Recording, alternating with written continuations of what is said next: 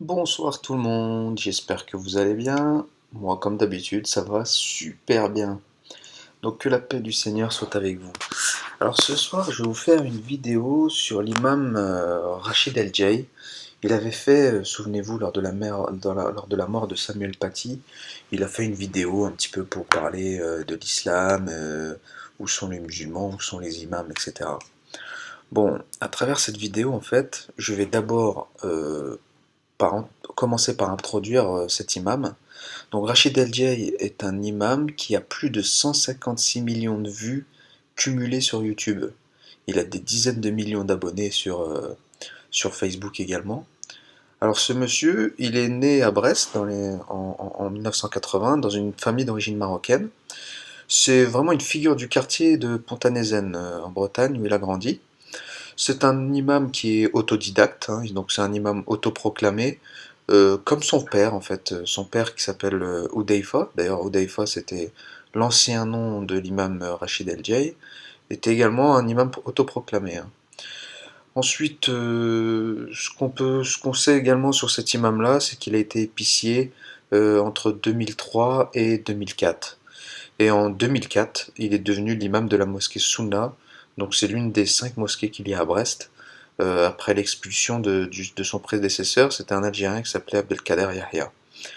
Donc il était vraiment connu pour avoir des prêches très rigoristes à l'époque, hein. C'est un imam salafiste.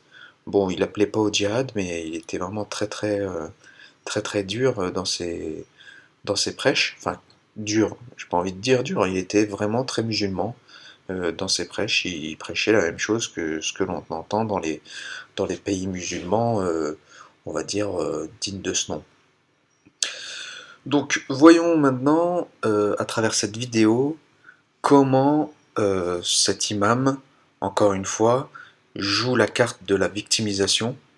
Vous allez voir, enfin, si vous allez voir sa vidéo originale, vous la retrouverez facilement sur YouTube. Il va parler 1 minute ou deux sur 20 minutes de Samuel Paty, qu'il est ému, que c'est grave, etc. Et ensuite, c'est un torrent de victimisation. À travers cette intervention, on va traiter certaines thématiques qui tournent autour de, bien sûr, Samuel Paty, mais aussi autour des imams, le rôle qu'ont les imams, et aussi on parlera des musulmans, des Français musulmans qui se trouvent souvent entre le marteau et l'enclume. Comment doivent-ils réagir? Ont-ils une part de responsabilité? Doit-on se justifier? Et comment réagir face à certaines polémiques, certains débats stériles souvent, et certaines accusations mensongères? Donc, Alors, on commence tout de suite, là, je coupe un peu. Il dit que les musulmans sont entre le marteau et l'enclume, et qu'il y a souvent, face à des actes terroristes comme ça, des accusations mensongères. Eh bien, mes chers frères et sœurs musulmans bien-aimés, sachez que il est normal de se sentir complètement confus lorsque l'on voit des gens tués au nom d'Allah, et ceux-ci se réclament de l'islam et être des musulmans. Je l'ai moi-même vécu, ces moments-là. Je peux vous dire que le coup de Samuel Paty a été vraiment la cerise sur le gâteau, parce que je me posais la question, je me disais, mais quelle est, quelle est la personne qui peut dire que ce musulman n'est pas un musulman? Est-ce que le monde islamique a-t-il dit quoi que ce soit par rapport à cette action-là? Est-ce que des savants de l'islam sont venus dire que cet acte est mal, ou sont venus condamner cet acte? Donc cet imam essaie de nous faire croire que ce n'est rien, que c'est pas musulman, que c'est pas l'islam, etc. Écoutez, mes amis musulmans, la personne qui a décapité Samuel Paty est une personne musulmane. Elle a été d'ailleurs enterrée comme un héros dans son pays. Je vous montre tout de suite la vidéo. Dans la neige, il porte le cercueil du terroriste ayant assassiné Samuel Paty. 200 personnes auraient participé à l'enterrement du jeune homme dans son village d'origine en Tchétchénie. Selon les médias locaux, une rue d'une ville voisine aurait même été rebaptisée en son nom. Bon bah voilà, hein. J'espère que vous êtes convaincus. Ce décapiteur, cet assassin, était musulman. Il a été enterré comme un héros. Une rue a été dédicacée en son nom. Qu'est-ce que vous voulez que je vous dise de plus? Cet homme fait partie de votre Oumma, de votre communauté. C'est un de vos frères. Et moi je vous le dis, je ne suis plus de cette communauté, je ne suis plus de cette Oumma, je me retire de ça. Et croyez-moi, je dors comme un bébé. Finalement, Dieu existe. Et le Dieu, le vrai Dieu que vous pourrez trouver dans la Bible, en lisant les évangiles et en devenant catholique, vous comprendrez qu'il n'appelle pas les gens à tuer, que toute sa doctrine est bonne, qu'il nous aime et que jamais, jamais, jamais vous n'aurez à trahir votre conscience dans cette religion. S'il vous plaît, mes frères et sœurs musulmans, lisez le contrat avant de le signer. Vous avez signé votre salut en croyant en l'islam. Pour la plupart, vous ne l'avez pas lu. Lisez-le, il s'agit de votre vie éternelle. On va essayer d'éclaircir un peu tout cela et on va commencer avec le premier point qui est bien sûr ce qui est arrivé à Samuel Paty. Alors, toute personne normalement constituée ne peut être que choquée lorsqu'il entend ce genre de crime. Peu importe qui est la victime, croyant, non-croyant, musulman, athée, bouddhiste, agnostique. Mais là, c'est vrai qu'on a atteint un certain niveau, un niveau particulier qui a provoqué une émotion très forte chez nous toutes et tous. Alors, parmi les raisons, on a toutes et tous eu, je pense, au moins une relation particulière avec un enseignant, au moins un enseignant lors de notre enfance ou lors de notre jeunesse. Ou bien on peut avoir, et moi j'en fais partie, un membre de notre famille qui fait partie d'un corps enseignant qui est enseignant, professeur, instituteur, directeur ou autre. Ou bien, ne serait-ce que savoir que nous avons toutes et tous des enfants, du moins de manière générale, et qui ont une relation quotidienne avec des enseignants. Donc c'est pour cela que je pense que la société dans son entièreté a été choquée, a été très sensibilisée par rapport à cet événement-là. Alors là, notre imam Rachid El-Djeï, l'un des plus influents de France, nous dit qu'on a atteint des sommets dans la barbarie, etc.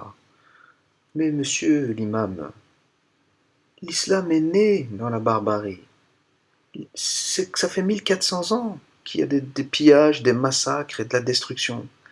On peut parler de millions de morts, de millions d'assassinés au nom d'Allah. Donc, il n'y a pas de sommet.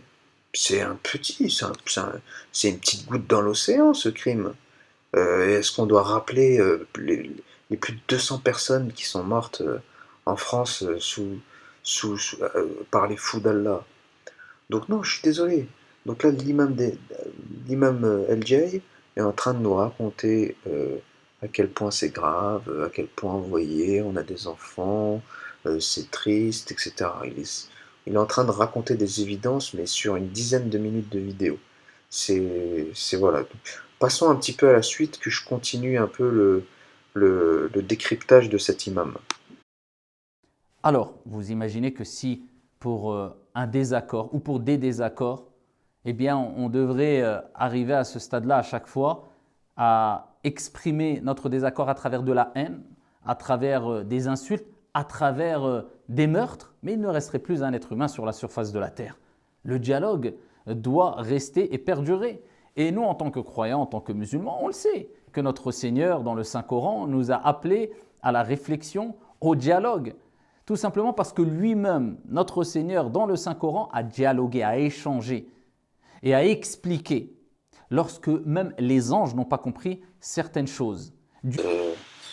Est-ce comme ça qu'il faut répondre? Est-ce qu'il faut répondre à la provocation par le meurtre, par la provocation? Est-ce que c'est cela qui nous a enseigné le prophète, Allah? Écoutez, j'ai fait des vidéos sur les 20 raisons, et encore, hein, je pourrais vous en citer 1000, des raisons de ne pas le suivre, Mohammed, avec tout ce qu'il a fait, hein, entre des actes pédophiles, des meurtres, des assassinats, des viols, des razzias. Enfin voilà, les textes islamiques qui font autorité contredisent tout ce que l'imam Rachid El-Diehi est en train de dire. Il n'y a pas de pédagogie dans l'islam. Vous avez bien vu les réactions de tous les pays musulmans lorsque les caricatures ont été faites. Tout le monde est sorti dans la rue à brûler des drapeaux de la France, euh, à insulter le président de la France. C'est la réaction de tous les pays musulmans dignes de ce nom. Alors ici, il nous sort un islam édulcoré. Bien sûr, il ne peut pas raconter ça à des musulmans français, parce que plus personne ne l'écouterait. Mais donc, vous voyez que là, on est en pleine taquilla, donc il est en train de maquiller la mariée. Mais désolé, Rachid El-Diehi, la mariée est moche, donc vaut mieux en changer de la mariée. Vaut mieux la changer, elle est moche. Mes amis musulmans, je continue et j'insiste, devenez catholiques. Le catholicisme est vrai, donc l'islam est faux. Chez lui a dit Assalamu alayka en faisant un jeu de mots au lieu de dire Assalam, que la paix soit sur toi. Ils ont dit Assam qui veut dire que le poison, que la mort soit sur toi. Il a répondu avec le plus grand des calmes, alors que c'était un prophète, alors qu'il aurait pu s'énerver, ne serait-ce que répondre en insultant, il aurait pu le faire. Non, le prophète, ça n'a jamais été son éducation. Le prophète alayhi salatu wassalam a dit quoi? Wa alaykum, et sur vous. Son épouse qui était là, Aïcha, elle a été prise d'une colère et elle dit Oh Mohammed, as-tu entendu ce qu'ils ont dit? Ils n'ont pas à dire cela. Le prophète la calme et dit Ya Aïcha. Il dit Et j'ai répondu Wa alaykum, et sur vous. Pas besoin d'aller plus loin. Et il lui dit Ya Aïcha, Inna Allah rafiq wa yuhibbu rifqa fil amri kullih. Dieu est bienveillant, indulgent, doux, il aime la douceur dans toutes choses. C'est celui qui nous a transmis la parole divine il y a de cela 14 siècles. Alors là, la seule chose de vrai qu'il dit, c'est que Dieu aime la douceur et il aime les gens doux. Alors ça, c'est vrai. Par contre, dire que Mohammed nous a enseigné la douceur, c'est l'hôpital qui se fout de la charité.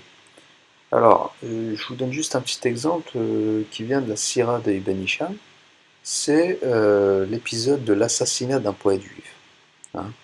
Donc là, en fait, il y a un juif, un poète, qui avait écrit des poèmes pour critiquer Mohammed. Bon bah, ça me rappelle beaucoup hein, du Samuel Paty, qui a juste montré une caricature. Eh bien, quelle a été la réaction de Mohammed à l'époque? Eh bien, il a assassiné le poète juif. Il l'a assassiné. Monsieur Rachid El-Diehi, j'en ai plein d'autres des exemples comme ça.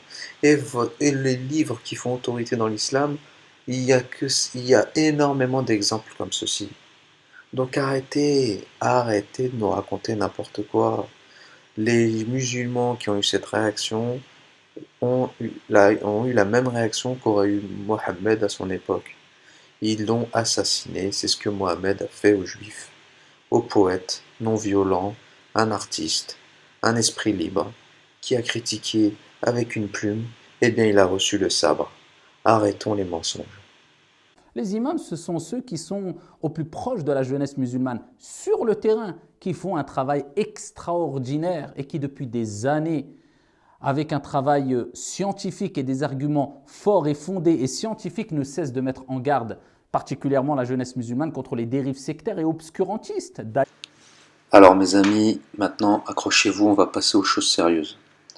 Il vient de dire que les imams donnent des discours scientifiques, intellectuels, qui sont vraiment là pour éviter à ce que les gens basculent dans des déviations sectaires et obscurantistes. Rafraîchissons les mémoires, rafraîchissons les prêches de ce qu'a fait cet imam. Là, je ne vais plus déconner. Je ne vais plus déconner. Regardez par vous-même.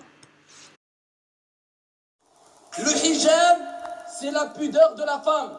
Et sans pudeur, la femme n'a pas d'honneur. Et si la femme sort sans honneur, ici qu'elle ne s'étonne pas que les gens abusent de cette femme-là. Ceux qui aiment la musique et qui écoutent la musique, ils écoutent qui en fait? Shaitan. Ils écoutent le diable. Qu'est-ce qu'a dit le prophète sur ces gens-là et ces catégories de gens-là? Eh bien, il a dit, ils seront transformés en singes et en porcs. Et voilà, Voilà les grands scientifiques, hein, les grands intellectuels à qui vous confiez vos enfants. Franchement, c'est sans commentaire. Imaginez les conséquences psychologiques pour les enfants avec des prêches pareils. Imaginez le gamin rentrer chez lui, dire à sa maman, maman, arrête d'écouter de la musique, tu vas te transformer en porc ou en singe. Qu'est-ce que ces enfants vont dire à leurs copains à l'école, hein, à leurs copains Mathieu, Thomas, hein, qui sont pas musulmans? Ils vont leur dire quoi? Mais où on va? Vous êtes en train de suivre ces gens sans lire les textes, vous donnez foi à des imams qui vous racontent n'importe quoi du matin au soir, et vous n'allez même pas vérifier ce qui est écrit dans les textes. Lisez ce qu'il y a dans les textes et vous comprendrez que ce qu'ils racontent est vrai en plus, parce qu'il y a bien des hadiths qui disent ça.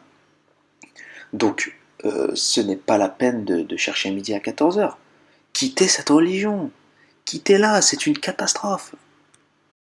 D'ailleurs, c'est ce qui a valu à plus d'un ici des menaces de mort, sans protection aucune quelquefois, et quelquefois sans aucun soutien. Eh bien, ils sont jetés en pâture et pris comme souffre-douleur et bouc émissaire aussi quelquefois malheureusement.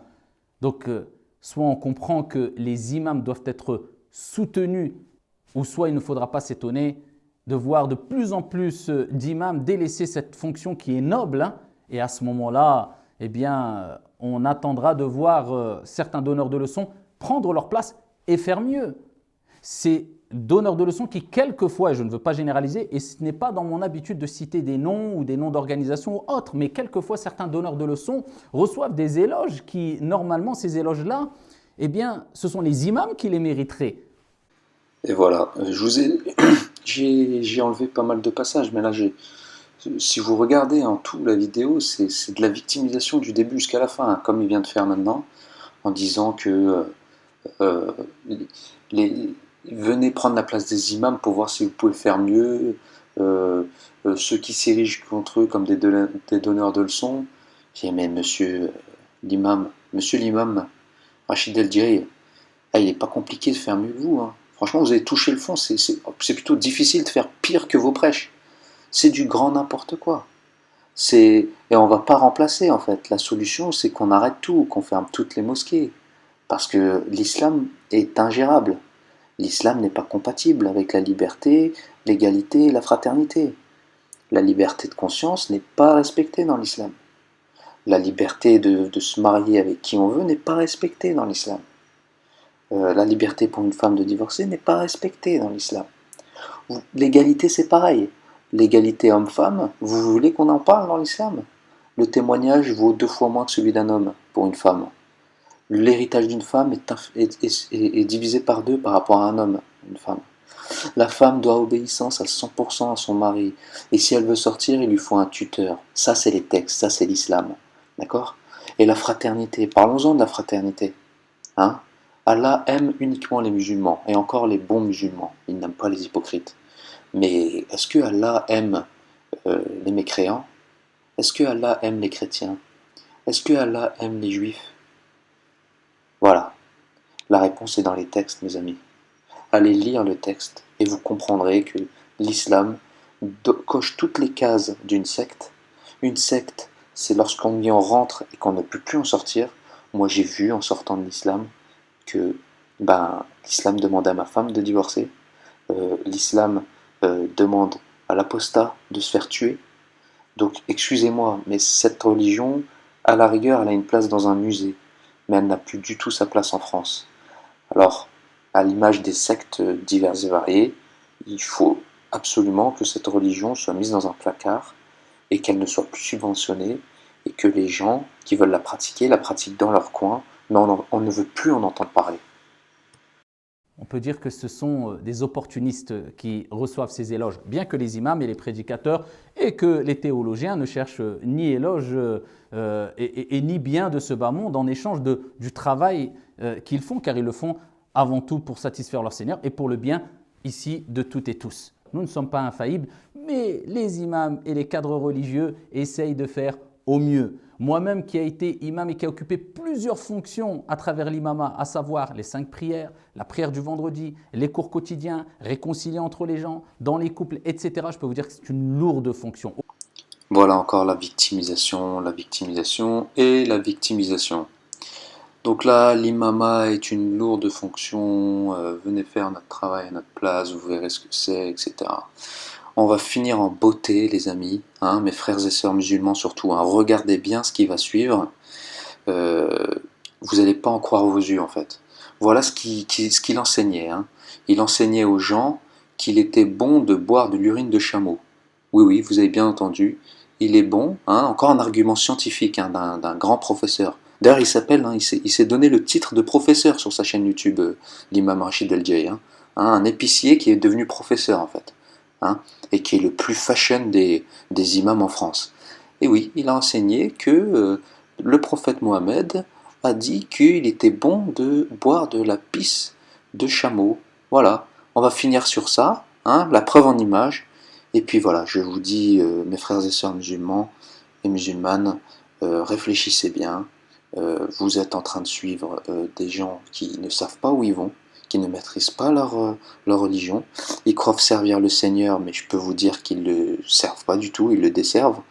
Ils servent plutôt le diable, hein, je dirais, parce que la plupart des enseignements islamiques contredisent quasiment tous les 10 commandements que Dieu nous a donnés depuis Moïse en fait, hein. À savoir ne pas tuer, ne pas commettre d'adultère, ne pas voler, hein, Mohammed a volé à travers sa razia, etc. Et j'en passe. Donc voilà, à très bientôt, et puis que la paix du vrai Seigneur, hein, le Dieu de tous les hommes, soit avec vous. Au revoir. Donc de là, les savants ont rappelé que l'urine de chamelle et le lait de chamelle, et particulièrement l'urine de chamelle, est bénéfique ici pour celui qui est touché de certaines maladies. Pourquoi? Parce que le prophète l'a recommandé ici comme moyen de guérison par la permission d'Allah subhanahu wa ta'ala à des gens qui étaient malades et particulièrement malades du ventre. Donc nous les musulmans, comment on se comporte face à des hadiths qui peuvent paraître être étonnant quelquefois? Eh bien le musulman croyant réagit comme Allah subhanahu wa ta'ala a voulu qu'on réagisse. Nous disons sami'na wa ata'na, nous avons entendu et nous avons obéi, et nous réagissons pas comme certains ont réagi, et le prophète alayhi salatu wassalam en a parlé et Allah jalla wa ala en a parlé d'une manière qui n'est pas conforme ici à ce que Allah subhanahu wa ta'ala et son messager alayhi salatu wassalam attendaient d'eux. Allah jalla wa ala, titre d'exemple, il parle des croyants et il parle de certains infidèles qui avaient réagi d'une mauvaise façon. En Arabie Saoudite, et il a rencontré des personnes qui lui ont fait goûter l'urine de chameau, et il l'a goûté. Donc on vous laisse ici partager avec nous ces moments, incha'Allah ta'ala. Wa barakallahu fina wa fikum. Wassalamu alaikum wa rahmatullahi wa barakatuh. Masha'Allah, il va boire une petite gorgée. Voilà, je reste pour le crème. Petite gorgée. C'est pour la santé. Inch'Allah. Bismillah. Il a tout vu, Masha'Allah. Il a tout. Allah Akbar. Ah, c'est mortel, il faut de l'eau. Il faut boire de l'eau. Subhanallah. C'est bon, là je vais être en bonne santé. Alhamdulillah, Inch'Allah. C'est ça qu'on appelle les hommes. Alhamdulillah. Rajul. Masha'Allah. Ça va, ça va, ça va.